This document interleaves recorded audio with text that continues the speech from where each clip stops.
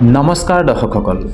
এজন কৃষকে কেৱল খাদ্য খেতি নকৰে, তেওঁ দেশৰ প্ৰতিটো সপোনক নিজৰ পথাৰত জলসিঞ্চন কৰে। আমাৰ সমৃদ্ধিৰ ৰহস্য কৃষকৰ কঠোৰ পৰিশ্ৰমত লুকাই থাকে। ভূমি হাল বোৱা, প্ৰতিটো ঋতুতে প্ৰত্যাহ্বান জনোৱা আৰু জীৱনক নতুন দিশ দিয়া কৃষকৰ তপস্যাৰ বাবেই প্ৰতিটো খাদ্যৰ কণিকা জন্ম হয়।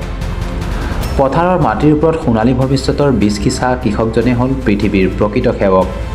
তেখেতৰ অক্লান্ত কৰ্ম আৰু ত্যাগ ও দেহৰ ঘামৰ দ্বাৰা পৃথিৱীখনক সোণলৈ ৰূপান্তৰিত কৰে। দৰ্শকসকল, আমাৰ দেশৰ ভৱিষ্যত কৃষকৰ হাতত, কাৰণ কৃষকৰ কঠোৰ পৰিশ্ৰমে দেশৰ প্ৰতিটো পৰিয়ালৰ বাবে কঢ়িয়াই আনে সমৃদ্ধি।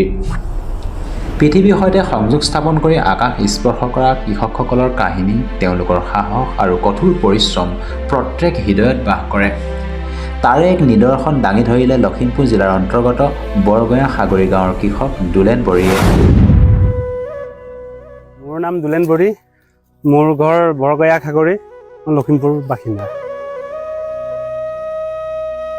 ফাৰ্ষ্টত মই এনেকুৱা ভাবি আছিলোঁ, মানে আমাৰ ঘৰত মানে যিহেতু টিভি নাছিলে, টিভি নাথাকোঁতে মই মানে বেলেগৰ ঘৰত টিভি চাব যাওঁতে দেউতাই মোক গালি দিয়ে। তাৰ পৰা মই টিভি একেবাৰে নাচাওঁ বুলিয়ে মানে কৰিছিলোঁ।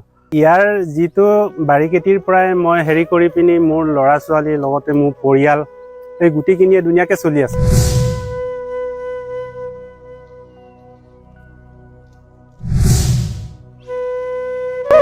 ইয়াত প্ৰথম আমি কৰিছিলোঁ কচুৰ পিছত মূলাৰ পিছত আকৌ লাই লগালোঁ। এতিয়া আকৌ দ্বিতীয়বাৰ এইটো লাই খেতি কৰোঁ। কচু খেতিয়ে বুলি ক'ব পাৰি, ষ্টাৰ্টিং তাৰ পৰাই হয়। তাৰ পাছত ধৰি পিনি মূলা খেতি কৰোঁ। মূলা খেতিৰ পৰা ধৰি লাই চাই বন্ধাকবিৰ পৰা আদি কৰি লাও, ৰঙালাও, জাতিলাও, গ্ৰীণ ফ্লাৱাৰ এনেকৈ কিনি গোটেইয়ে কৰোঁ বুলি ক'ব পাৰি। বছৰে ধৰি লোৱা নিজে এনেকৈ আজিৰা চাজিৰা বাঁহ চাহ কৰি পিনিও 2-2.5 লাখ মান হৈ যায় এনেকুৱা।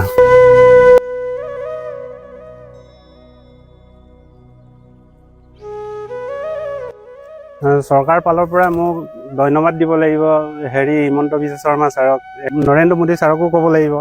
একেটাৰ দিনত ধৰি লোৱা PM কিষাণ পাইছোঁ আৰু ফচল বীমা এনেকৈ পাইছোঁ, তেনেকৈ পাইছোঁ আৰু চৰকাৰ ফালৰ পৰা।